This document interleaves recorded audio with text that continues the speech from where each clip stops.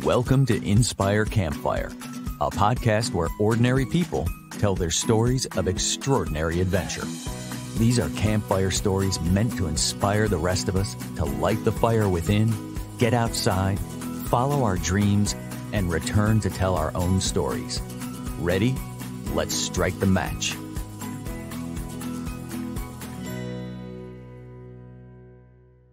Welcome to the show. I'm your host, Scott Wurtzbacher, and today we're going to talk about waking up, healing, and strength, backed by science and fueled by the voice inside that calls us to adventure.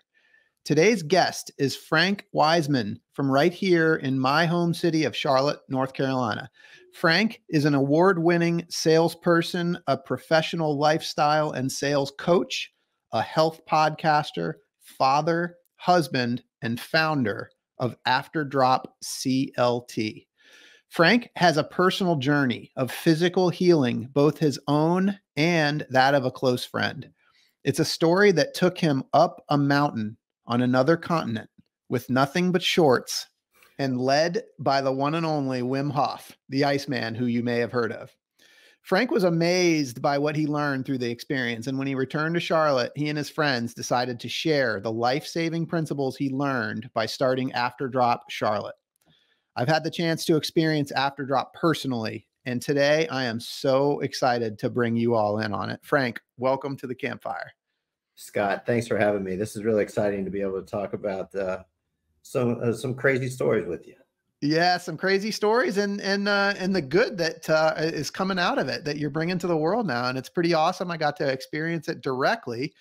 I want to bring listeners up to speed. Let's just go right in. Can you tell us what After Drop is?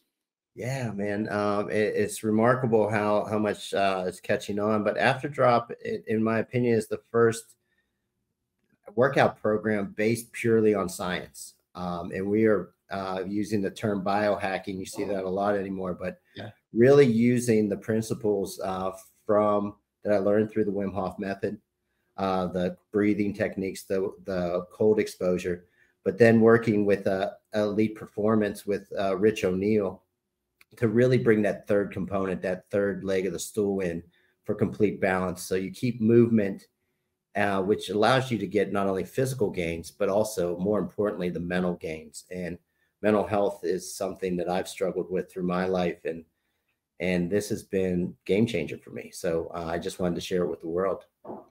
Yeah, and so there's a lot to it, and I want to definitely get into kind of each of the elements of what y'all are doing at After Drop. And you mentioned Rich O'Neill, also a Inspire Campfire past podcast guest. So check out his episode; it was also a great one. But as we kind of talk about how After Drop came to be, you have a personal journey that led to the creation of this, and it's there's a lot of years packed into this story. I wonder if we could just kind of go back to the beginning and talk about your journey and this sort of voice that called you to it. Yeah, I'd love to, because it really just hit me in the face. In 2017, my best friend Bill Guandolo got diagnosed with plasma cell leukemia.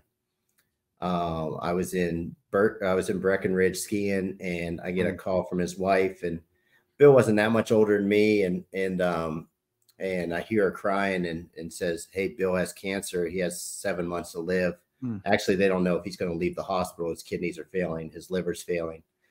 That hits you, because then you get your first real dose of mortality, I should say. Yeah. And, that took me a little while to deal with, because as somebody that's type A and wants to fix everything, there is no fix when your health goes, right? No matter how much money you have, no matter how much anything you have. So, and then watching Bill come back from that past the 7 months, lived another 6 years, and got with William King, his best friend from college. William King was actually the person that trademarked the term blue zones. The blue zones there's 8 blue zones in the world. The healthiest places on earth. People live over 100, but not only live over 100, but they're the most active and the healthiest. And he got with William King, and Bill put together a program that allowed him not only to rejuvenate his body, but what I call help the doctor. The doctors were great here at Atrium and helped him with his cancer journey through the chemo, but his holistic healing was what kept him active. I mean, he stayed at work through this whole time. I mean, he was my boss, so not only my best friend, but my boss. And we watched that, and then the pandemic hits, right? And so we were like, hey, we got to tell this story. So that was where my journey began. Is I was out with clients every night of the week, drinking, being just in my 30s still, just trying to have a good time. And then you get hit with that and you're like, holy crap, I'm married, I'm about to have a kid. Yeah. I want to die. Yeah. So to speak. And so that's where the journey started. And then throughout that, we started a podcast called Dead Men Talking. And the whole gist of the podcast was Bill was doing all these holistic modalities to stay alive.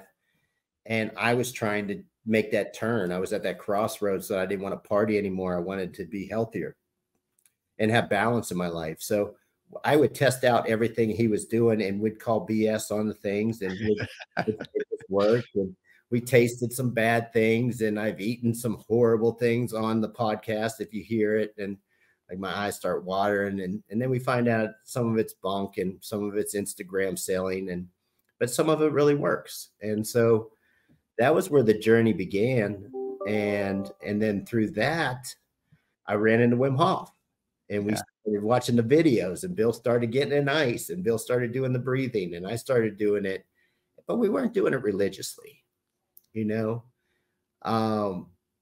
then the pandemic hit and I got COVID. And I got COVID really bad. Like, the ambulance took me off my bathroom floor. I couldn't breathe. The doctors were saying I wasn't getting better. My second baby was on the way. My wife's freaking out because she can't come see me. And I was the first time I was actually scared in my life. Like, I live a pretty fearless life, but I was petrified that I wasn't going to be here for my kid. And that virus damaged my lungs really badly, and I couldn't walk around the block. I had an inhaler, and I was a normally healthy guy. I was an athlete. And then I was like, I really started learning the Wim Hof method and started watching the videos, taking the classes, doing it religiously. I haven't missed a day of breathing and since 21. And within a couple months, I was running again. And I was running around the block again, and I was playing tennis again and pickleball. And I was like, and then I just was a believer at that point. And I wanted to learn more. So this is even before you go to actually do the Wim Hof course, the experience with him. I'm curious, like, what is, you talked about like really learning all the stuff and doing everything even before you went to see him. What did that look like before you went to Poland? Early on, it was just watching the YouTube videos, following along, watching other people that were doing it, listening to stories of people that were getting over MS, getting over Crohn's disease, getting over cancer, because that's what I was really wanting to do. I not only wanted to heal myself, but my buddy was still alive. And I wanted to find that silver bullet that would make his cancer go away if possible. You start WebMDing yourself to death, but the Wim method was really working for me. And so I was on his app. I was on the WimHofMethod.com, taking the fundamentals course, took the power of the mind course, which is, 10-week course. So you go through all that and just learning to practice it, and then going to local clinics also, like Brandon over at the Dojo Jiu-Jitsu place on Central Ave. He's a certified instructor, and going to learn more about it. And then, but the ice was a little tough for me. I'm not gonna lie. I started in my bathtub just with cold water, and I gradually increased to get ready to go to Poland. I was staying 20 minutes, 25 minutes in the ice. And that wasn't the hardest part. The hardest part was warming up properly. And then hence the name Afterdrop. That's what Afterdrop means. Okay. Yeah. I wanted to come back to that. So there's science behind Afterdrop. Can you give us some detail on that? Yeah, after The drop's name. a medical term of the body trying to warm itself when you're almost close to hypothermia. It is when you're in the ice, your extremities close down your veins and your blood flow to keep the core alive. So the brain goes, I can lose an arm, but I can't lose my heart. So all that warm blood gets pumped to your center core to keep you alive and keep you warm. So when you get out of the cold, those veins open up and that blood starts rushing back to your organs, that cold blood. And that's that's called after drop. That's when you'll start shivering. Most people want to put on clothes or a blanket right away. And that's sometimes the worst thing you can do. You want your body to naturally heat itself. So you don't go into a hyperthermic state. And so I always say the key to the Wim Hof method is not the cold. Sometimes it's actually the warming up properly. Okay. So, all right, we got a lot to unpack, because I definitely want to talk about the science. I want to hear the whole experience, and then we'll come back to the science piece. But for people that aren't familiar with the Wim Hof method, again, before you got to what are sort of the core elements of this method that you've been practicing? Yeah, the three pillars of the Wim Hof method are breathing, first Okay. and foremost, the cold exposure, but the third, and I think the most important, is your mindfulness, the power of the mind.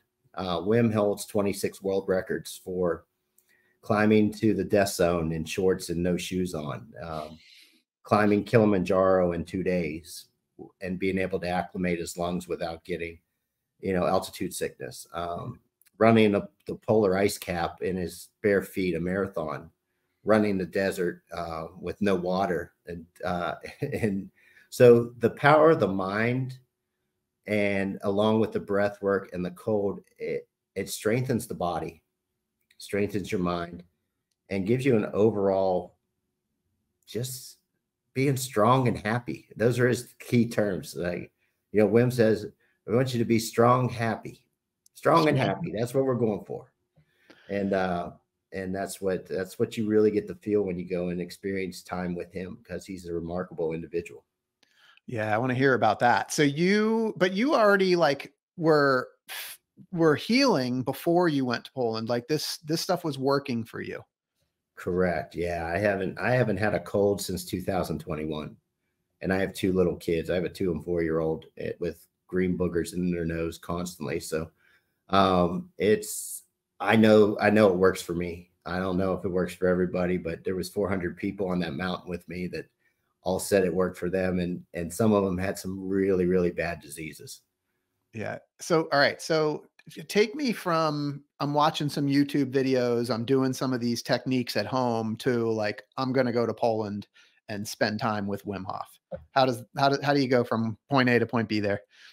I knew, and that's a great question, because I know that's the whole point of your podcast is, taking those challenges. And I never thought I was going to be that guy. Like, all my friends were running marathons and triathlons, and then when I met Wim and I saw the power of it, I was like, I gotta go meet this guy. And I don't want to meet him in Denver, and I don't want to meet him in Argentina or Barcelona. I want to meet him in Poland, where it's the coldest in December. Yeah. And I want to do it the Wim way. Like, I want to take my body to the most extreme I can and see what it can do.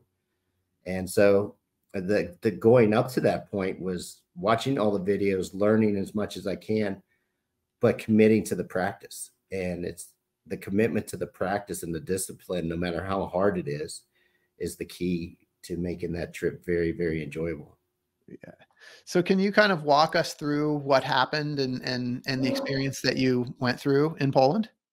Yeah, it was magical, man. It was, we landed in Prague, and as you're walking through the airport, you see 400 Hoffers, just, people that love the man, like almost cult-like. It was kind of scary. Like, I think he could have told anybody, a lot of these people, to do anything, and they would have, which is remarkable because it's such a positive vibe he has.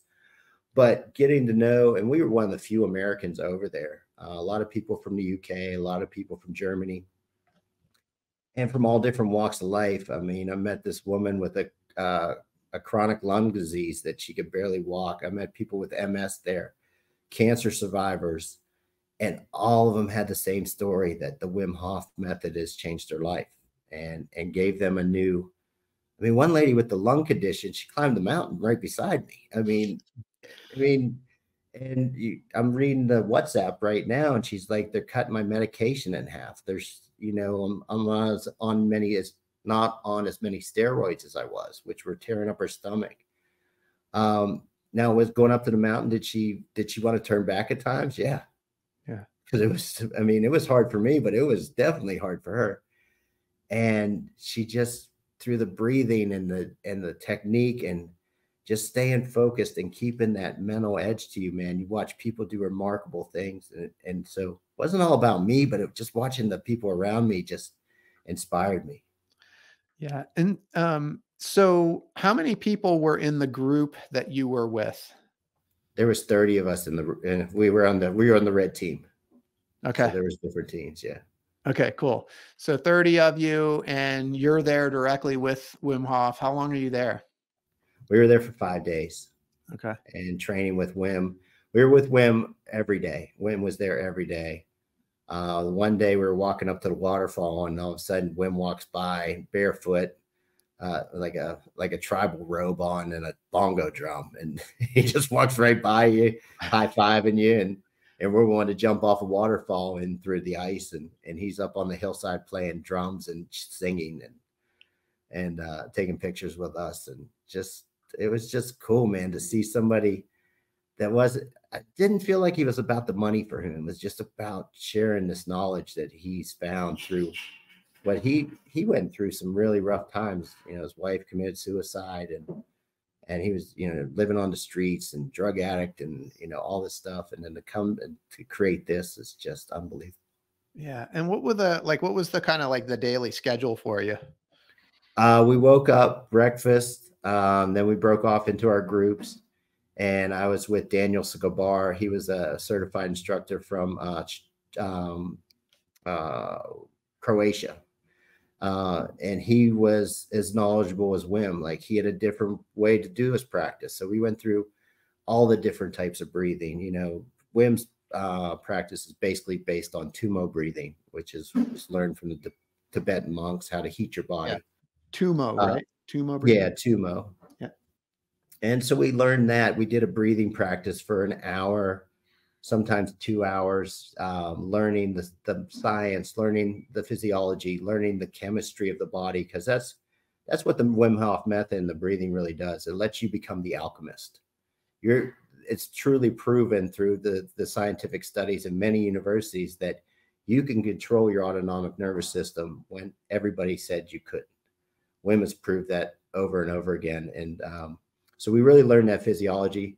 Then we do tests we go out, and when I say tubs full ice in the middle of the winter, we're in tubs full ice, and we're in for 3 minutes. We're heating our body up. Then we're back in for 5 minutes. Then we're out. And just, that was some of the hardest ways to warm myself up that I've ever been, because your feet are in snow still. So you're trying to warm yourself up, but you're getting out of ice and then stepping into snow.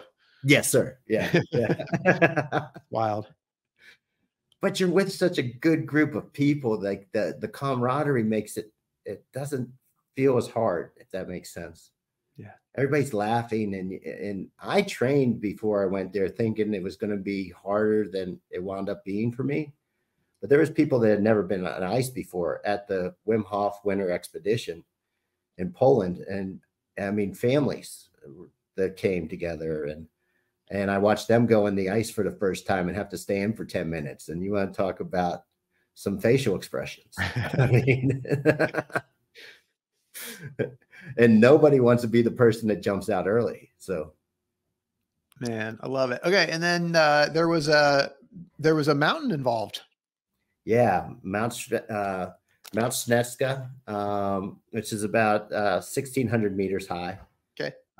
It was a full day hike, and the challenge of that hike is you have to do it in your shorts in the middle of winter in Poland. And our morning started off at 8 in the morning. We finished breakfast, and my friend Mike Libretto and I were in the lobby of this hotel and in just shorts. I mean, people were walking in with their ski gear on to go skiing, and we're all half buck naked, just sitting in the lobby waiting to go. And we walk outside and it's pouring down rain. Oh, wow. And so I'm like, great, we're going to be soaking wet. And then we're going to get into the freezing cold weather once we get up there. So the rain turns to snow and we get to the bottom of the path.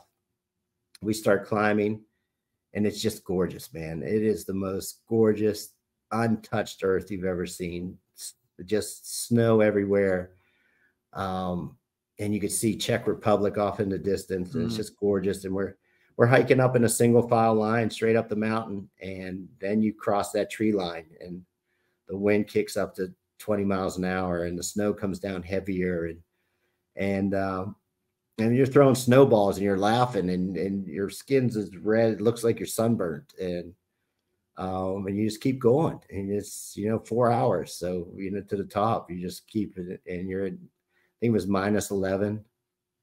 So it was pretty cool, man. It was just, and then you get to the top and then we're all in a horse stance, like, chanting like, whoo, ha, whoo, ha. And like, there's 90 of us. There's 3 groups up there. Yeah. At the top of this mountain, and everybody still has their clothes off and then, and just taking pictures. And I got to say goodbye to my 2 friends that passed away, which led me to this journey. I buried something up at the top of the mountain to say goodbye to them. And it was weird, man. I know the Indians used to do that stuff, but it really felt freeing to let that go. And just, I was happy, just happy. That's awesome, man. I love that. I wonder if you want to go into just a little bit more detail about what that was like for you, that letting go. It was definitely sentimental. I had 2 pieces of something that belonged to each of them with me. And I lost my friend Bill to cancer, and he'd still be here if COVID wouldn't have stopped him from getting his treatment. And then I lost my best friend, Dan Abital, to a heart attack on Mother's Day in 2020. And that was eye-opening. So being that close to, I thought, heaven, and being that close to them and just being able to look up and knowing that I was there because of them and that I knew what I was taking back from there was going to help people maybe not have to experience what I did ever again. If I could, help somebody find a healthier path or give them an answer. Even if we help one person with after drop, I think it's worthwhile. So, yeah. Well, you already have. I already know that. One of the questions I was going to ask you was just what your intention was with the trip to Poland. I feel like I might have just gotten a glimpse of that with, taking some piece of your friends with you to the top of the mountain. But what was the intention when you went on this trip? The certification. Like, I really want to be certified in the method to teach. Okay. I feel like I know the science very well. I mean, I have a science background, so in chemistry. So I really enjoy that, but to have the certification, and I'm still not there yet. I still got to finish it. So I got to go back one more time. And it sounds so funny because you're talking about breathing and cold but getting to that mindfulness piece and being able to portray that to somebody where it's enjoyable. Because think if I came up to you and told you, going, hey, I got this breathing technique, it's going to make you feel really great, but I want you to hyperventilate for 30 to 40 times. And then I want you to hold your breath until you feel like you're going to pass out and you can't feel your hands. But I promise you, it's going to make you feel great. That's a hard sell. So learning how to, explain it to somebody and put it into practice, more importantly. And that's where I think After Drop does. It actually gave me a reason to put that into practice because it's a meditation to me. And a lot of people say they can't meditate because they can't sit still that long. And breath work's a great way to meditate and actually do work. And so that's why I did it. Yeah. I love it. Yeah. So Frank, I mean, I love this, and I'd love to get into each one of the elements. And you just went over the breath work a little bit. And so I wonder if we could just kind of dive in and actually talk about the breath work. And I'd love to hear a little bit about the science. Yeah. So, taking it into the after drop kind of, 3 pillars is the breath work is where it starts. And the breath work is a way to really charge the body. So just to give you what the breath work is, it is in through the belly, up through the chest to the head, and letting go. Not a long sigh out, just letting go. We call it superventilative breathing, because if it was hyperventilative, you wouldn't be in control of it. Superventilating, we're doing fast breathing. Okay. And what we're trying to do is we're trying to deplete as much CO2 out of the body as possible, because CO2 is acidic. And we want to make the body alkaline, because disease does not grow in an alkaline environment. So we're trying to get the blood to alkaline, and that's where the first step of the process does. So we want to increase O2 levels. And it's great if you're doing the practice and you actually put an oxygen monitor on your finger. You'll actually see your oxygen levels in your blood go up. Yeah. So after 30 or 40 times, we'll take one deep breath in and let go. And then we'll do a breath hold. And what that is doing, you'll be able to hold your breath for a super long time, 2 minutes, 3 minutes, 4 minutes, because your body is so alkalized and so full of oxygen that it doesn't trigger the brainstem to go, hey, dummy, you need to start breathing or we're going to die. So it's, and so a couple of things are happening there scientifically. One, you're going to start feeling your hands tingle and your feet tingle. That is your blood decalcifying itself, which is great, because you don't want calcium in your blood, because that's what causes heart disease and other diseases, causes plaque in the arteries. You're also alkalizing your blood, like I stated. And then you're putting your body in a state of hypoxia. And hypoxia is the lack of oxygen or the deficiency of oxygen to your tissues. And that's, if it's controlled in a short burst, hypoxia could be deadly if you can't control it. This is a hypoxic state that we are controlling. So we're stressing the body. So we're actually stimulating the sympathetic nervous system, your fight or flight. Mm-hmm. And when we do that, what happens is your adrenal gland goes, holy cow, we got to change something. And it starts dropping massive tons of adrenaline into your body. So that charges your body. So all of a sudden you start feeling awake, you start feeling alive. And you do this 3 or 4 times. And throughout that, when you're in a hypoxic state, the actual oxygen is getting stuck to the red blood cells. So it becomes very sticky. When we let it go, those red blood cells actually let go and go into the blood and actually increase your immune system at the same time. So this helps decrease inflammation, and inflammation is what causes most deaths from most diseases, heart disease, Crohn's disease, inflammation. So I just found that remarkable, because when I actually did read the study about Wim Hof and the Renault study in Germany, when they injected him full of E. coli, and he was able to do his breath work. And out of all the people that were in the study that didn't do the breath work, all got sick, the chills, throwing up, diarrhea. Wim sitting there just doing his breath work, and he didn't get any symptoms at all. And the scientists go, well, you must be a superhero. He's like, no, I can teach anybody to do this. Give me 12 of your students. I'll take them to Poland. Took 12 of them students to Poland for 7 days, taught them the method, brought them back, and all 12 students were injected with E. coli that next week, and none of them got sick. Oh, it's amazing. So that is, I love the method because it is truly backed by science.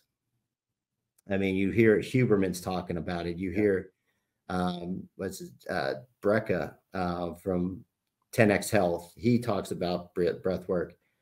And it's just remarkable. You're seeing studies in Stanford and coming out about, and now Wim's working with the Dallas Cowboys and the San Diego Chargers to help concussions heal faster. So, and you'll see a movie coming out at the end of the year about Wim. Yeah, love it. Yeah, man, it's just super cool. And so the breath work is where it starts. And then in the after drop, we go through the breath work. We do 3 to 4 rounds. We charge the body. We get that adrenaline flow. And then we put you in the ice. And we recommend 3 to 6 minutes to get the full effect of it. And when you get into the ice, the science is your body feels that cold, and it does exactly what it does. It goes, we got to save the core, save your heart, save all the vital organs. So the pain you'll start to feel is the restriction in your extremities. And that's trying to keep you alive. And then through that, you're producing a ton of norepinephrine, dopamine, oxytocin. And I always compare it to this. Why a paper cut hurts so bad? Because it's not enough of a wound for your body to release the hormones to kill the pain.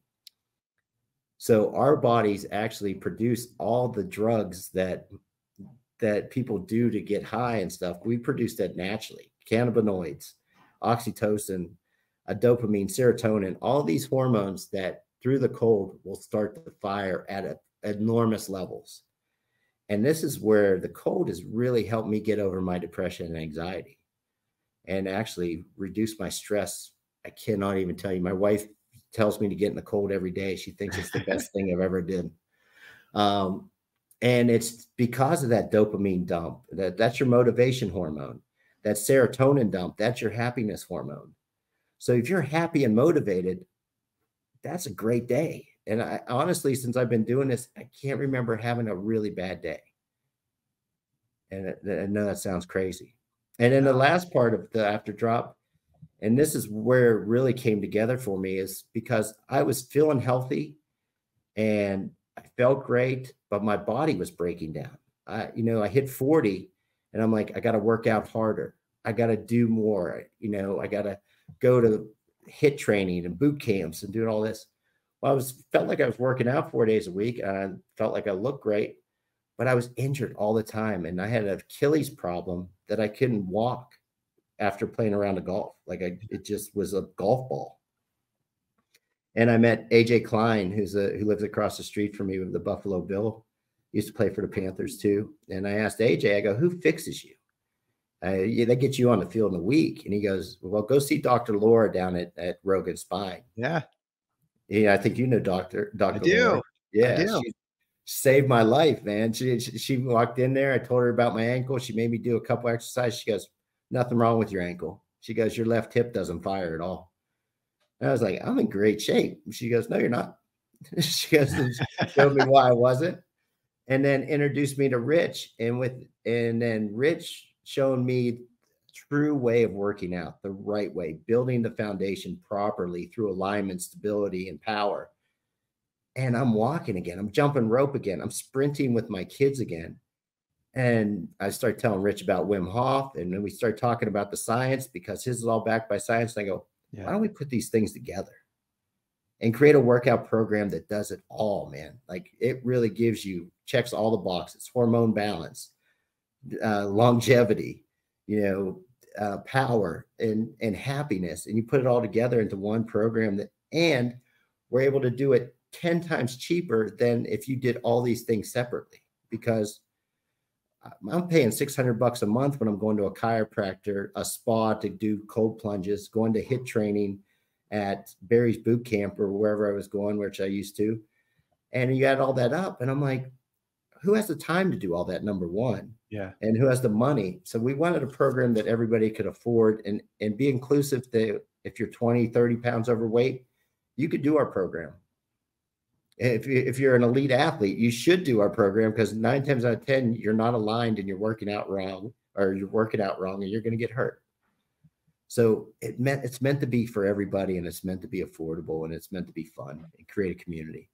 Yeah. Well, and it works. And for people that know me, they know I went through a similar experience that you just described. I thought I was never going to run again after I experienced some extreme pain, not from any sort of accident or impact, but just, I guess overtraining, and went to see Dr. Laura and then went to see Rich, and changed my life too. So I had, now I got to experience after drop, and I got to do the breath work and the cold plunge as well. So definitely a fan. Talk to us about the mindfulness piece.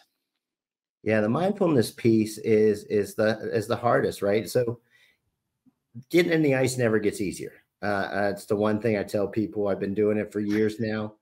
And I went in it this morning and it was 40 degrees out or whatever. It was chilly. And I'm like, oh man, this is, but it's the toughest thing I'm going to do all day. It's just to get that center, just bear down. And then once I'm in it, you get that rush, and then it just, nothing seems hard after that. I don't know how else to explain it. And Wim explains it like this. you have two nervous systems, right? You have your sympathetic, which is your fight or flight. Yeah. And you have your parasympathetic, which is your relaxed digestion, sleep, nervous system. The method with the cold and the breath work actually blends the two together. So when you do have a stressful thing happen in your life, or something goes wrong, or you're in a meeting where somebody really pisses you off, it's not that transition between the nervous systems isn't as dramatic. So my patience is higher. I'm more relaxed, and I think I'm just more empathetic altogether through a breathing that's free to do and jumping in some ice. Yeah. Well, like when you get in the ice, I mean, I don't, because I experienced this. Maybe you can talk me through what happens. But I mean, when you get into the ice, like your body, you don't have to think, like your body just reacts. Yeah. Instantly. Instantly. Yeah. I mean, what happens? Because then after a little while, because I remember, like, I think I did like 3 minutes or something, but you, like the one that I did, you said you gave everybody like essentially permission to do like 2 minutes, but it could stay in for another 3 minutes if they wanted to. And I remember like telling myself at like a minute 20 or something, I'm like, I'm getting out at 2 minutes. Like, there's no way I'm making it through. This is, and then something happened. Like when I got to like a minute 50 or 2 minutes or something like that, I was like, wait a minute, I can stay. This is not that bad. So like, there's an adjustment that happens very quickly. Yeah. Yeah. And it's two things. One, if you're doing the breath work prior, you're activating your brown fat. So your brown fat is responsible for warming your body. That's basically your temperature control for your body. So you're actually activating that. And then when you're in the ice, you're actually stimulating your vagus nerve. Your vagus nerve actually is what activates your parasympathetic nervous system. It gets you into that relaxed state. So once you get past the overall pain of the vascular constriction, because that's what you're feeling. Yeah. And I could always feel where I'm the most inflamed. Like I had arthritis in my hands, and I say I had because my hands don't hurt anymore. Wherever you're, like when I had lower back pain, when I was going through the hip stuff, I could feel it there. I really feel the ice finds where the inflammation is, and that's where you feel the worst pain. But once you're able to center, and the way I do it is I picture my brain actually, and I picture that brain stem where all the stuff is happening, where it's releasing all the hormones, where it's telling the body to shut down the extremities, it's telling the body to warm itself. And that calming, that I know my body is functioning at an elite level and it's doing all this stuff, is what calms me down to say, oh my God, my body's working the way it should. I should feel all this stuff. And I don't know, that gives me a sense of calm. Yeah. So when I was staying in there for 20 minutes, over 20 minutes, it's almost, you get into this meditative state, and it's a relaxing state for me. Yeah. And to your point, I mean, the breath work, the mindfulness, and the ice, they all work together, right? Yeah. Yeah. That's Wim's, that's what Wim preaches. And being in a room doing breath work with Wim is something I highly suggest anybody who's into breath work go and do, because you'll never have an experience like that. So one thing I kind of want to just backtrack on a little bit, just going back to your podcast that you did with Bill, because like, as we talk about this ice and breath work and the mindfulness, I am sure there's people listening that are skeptical, or, even maybe there's placebo effect and some of these things. But like on the podcast that you did with Bill, you talked about, like testing things out and trying to figure out like what's real, what's not. I just wonder if you could share some of the things that people can hear if they go listen to your podcast on some of the things that you tried and what you found. Yeah. Yeah. And the podcast is really a roadmap for people that get cancer. Okay. Because cancer, when you get that diagnosis, it kind of hits you right in the face. And it's, we started at the very beginning. We started talking about the misconceptions of what's told to you in the hospital, and the question things, because the number 3 cause of death in the country is misdiagnosis and medical error.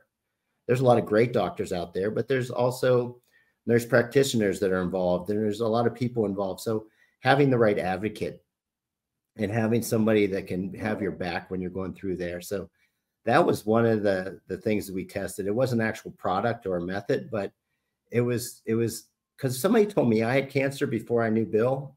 I would take it for his word, and I would just say, this is my cross to carry, and I got to do whatever he tells me. Yeah. I would have never questioned that. And I think asking questions to a doctor is the right thing to do. So we learned a lot there. We learned a lot about breath work, the different types. We learned, we talked about diet and supplements. Supplements was, we actually called it, what did we call it? We called it some unicorn tears. It was, it was all these like snake oil salesmen selling everything that's non-FDA approved. And just some of the stuff it's made out of, like looking at the third-party certifications on supplements, 9 times out of 10, none of them, they're not even certified by a third-party lab. And they just tell you they do all these remarkable things. And if you really read the test studies, it's in a lab rat, and it's, not doing much at all. I've seen things like NeuroGum and like stuff that Joe Rogan pitches a lot. And what's the other thing? He pitches so many different things, but a lot of them are just caffeine-based things that, of course, they're going to give you more energy. You're chewing on caffeine at a large amount. They just call it a different amino acid, but it's testing things like that are supposed to say they're healing you or giving you more energy, but they make you spike downward as fast as they did upward. Yeah. So like talking about placebo effect, there's almost a link between that and this mindset piece that we're talking about. Yeah. So like you and I talked about that a little bit. I wonder if you could elaborate on it.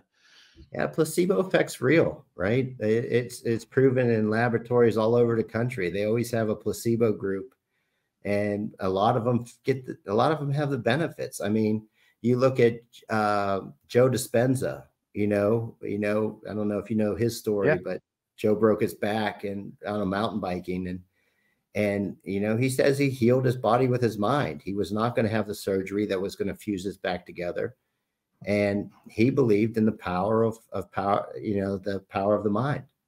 And I'm a firm believer that the subconscious mind is dumb. Like you could program it to be whatever you want it to be, and your subconscious mind works on its own. So if you're telling it over and over that you're the best salesperson out there, eventually your mind's going to figure out how to be the best salesperson out there. If you tell them you're strong enough to go in the ice for 20 minutes and you keep telling it there, you'll do ice for 20 minutes. So the placebo effect is real, in my opinion. I think if you tell yourself you could do, and there's a vision board every year, January 1, on my vanity in my bathroom, and it says the things I want to accomplish, and I think about them daily, and I look at it daily, and I can't tell you the last time I haven't checked one of those boxes off. So I'm a firm believer in that. That's the power. I am a big believer in the vision board. It's fueled almost all of my adventures, if not all of them. So yeah, totally resonate there. You guys are building a community with Afterdrop, and I know that community is something that's really important to you. Tell us about the Afterdrop community that is growing in Charlotte. Yeah, it really starts with, I think the workout industry is very, very great, and I think there's a lot of great people out there. But I think if you're overweight or you're going through some sort of chronic illness, it's a community that's hard to feel accepted in. Like when I go into a gym or go into a new thing and I see the people that have been there for a year and I'm brand new and I can't do half the exercises, it doesn't feel like I'm part of that community. Mm-hmm. And then also when you get so good and you start being elite, then it gets almost competitive and you don't feel part of that community. What I wanted this to be is an inclusive group where when we get together, we're each other's cheerleaders. I want to build a platform where when you're down and out, and I talk a lot about the mental health aspect of Afterdrop, because that is the key to it. Because if we're happy and we're producing dopamine and we're motivated, there's nothing we can't do. And that's what a community does. A community picks you up when you're down, and a community, gives you ideas and motivates you in the right way. And I want the people that are 30 pounds overweight, I want them showing up, and I want to introduce them to the people that have been there forever. And that's what Charlotte is to me, man. I think Charlotte's one of the coolest communities I've ever lived in. So how do people do that? How do people get involved? Follow us on Instagram. We are pretty new, but we are selling out every one of our pop-up events. So follow us on Instagram at Afterdrop CLT. That you'll find all our news. We're also on Facebook on Afterdrop CLT and LinkedIn. We're having a website built right now. And like I said, we're so new. We didn't know it would catch on like this. So we didn't have any of this stuff. Love to be at the front of it. But yeah, so like, so to be clear with people, there's no like brick and mortar right now. You guys are actually doing pop-ups, and they're very, very successful. Pop-ups and giving free homework out. Like, where the pop-ups are very inexpensive to come. We're just covering our cost and trying to build the brand. And we're giving homework to do in between. We do them every 90 days. The coolest part is we're having businesses reach out. Like, we're having, Charlotte Running Company reached out. Scott Dvorak, he reached out and said, "Hey, we'd like to do one here." Rico's Acai Bowl reached out. "Hey, we want to do a pop-up. We're into health." And so how cool is that? That like, we're not even like, people are asking us to come there and do team building and doing stuff for their employees. And we're doing one in Raleigh. We're actually leaving Charlotte. We're doing one in Raleigh on April 17th. So look out for that one. But our next one in Charlotte's going to be May 18th. Awesome. And we're hoping to do it outside in a park with this beautiful Charlotte weather.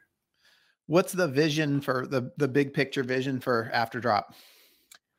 Would really like to take it to have the website up, where to get people adapted and not really charge at first, just give people a way to follow us and get activated.